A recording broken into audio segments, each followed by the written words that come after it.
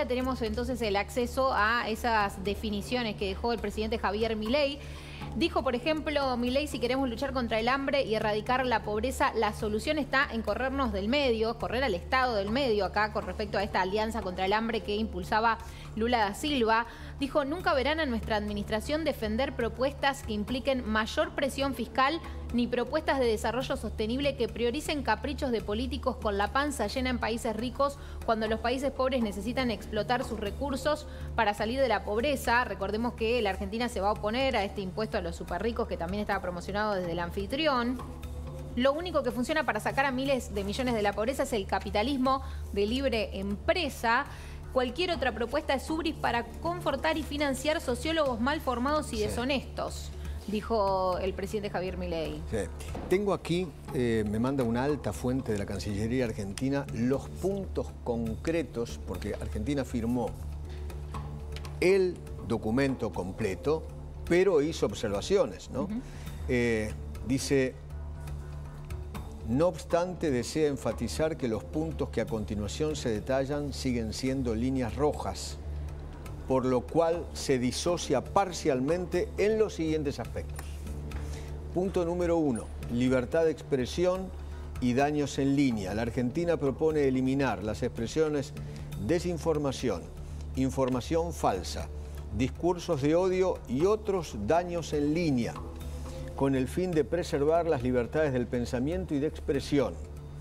La Constitución argentina prohíbe que el poder político limite la libertad de expresión.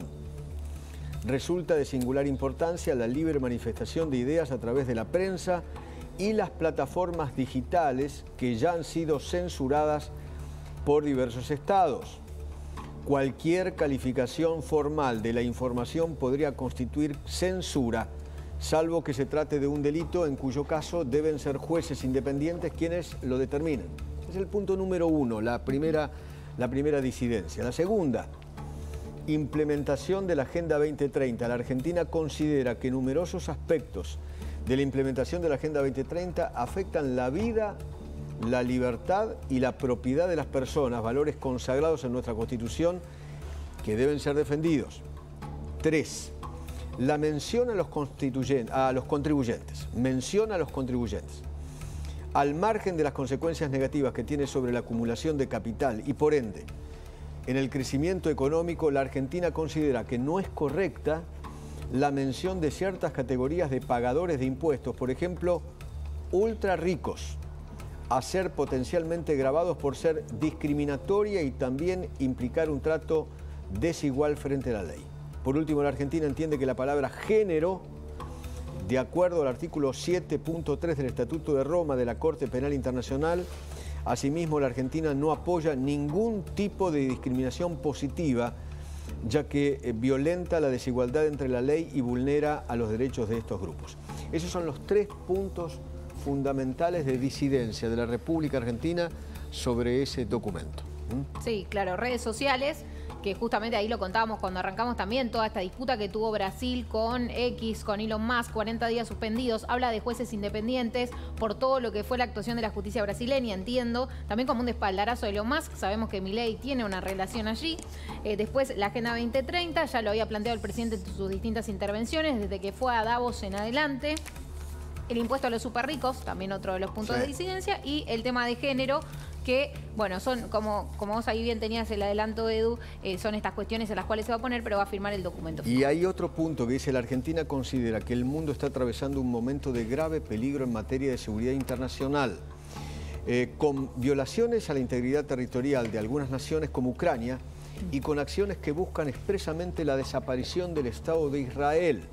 En este contexto creemos que los líderes del G20 deben expresarse sobre la ayuda humanitaria, la liberación de rehenes y las gestiones de paz, pero sin ignorar las acciones ilegales de quienes atacan al Estado de Israel desde distintas naciones y a través de fuerzas militarizadas o terroristas que son parte esencial del conflicto. O sea, allí el presidente también sienta un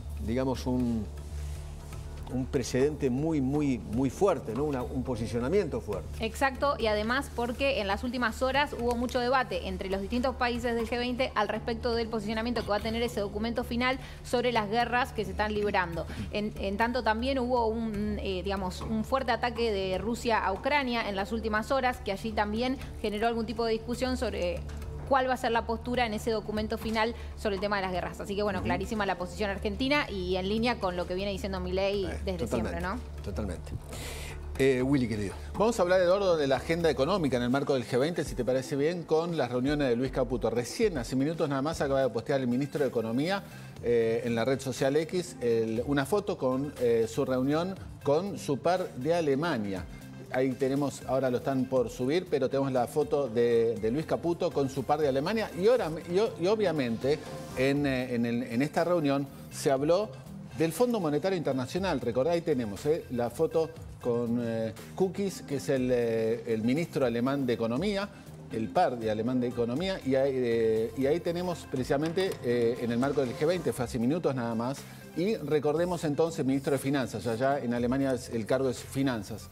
Y recordemos entonces que Argentina está buscando cerrar un acuerdo con el fondo y dada la resistencia que tiene por parte del staff, obviamente va por el lado de los accionistas. Ya tiene seguramente a partir de la asunción de Trump del 20 de enero el apoyo de los Estados Unidos, lógicamente, pero recordemos que Estados Unidos es el 10% del fondo y jugadores clave dentro del directorio del Fondo Monetario Internacional son Alemania, y ahí tenemos esta reunión, y Francia, y tuvimos ayer la reunión con Macron, el presidente de Francia. Es decir, Argentina en paralelo, esta reunión del G20 va teniendo reuniones claves. Italia va a ser otro jugador importante, seguramente Japón va a ser otro jugador importante en los avances para lograr un acuerdo con el Fondo Monetario Internacional. Recordemos que viene bastante trabado y no nos olvidemos que incluso está pendiente de la revisión del actual acuerdo, que todavía no se hizo. Debe haber habido un acuerdo para postergar la revisión del acuerdo vigente,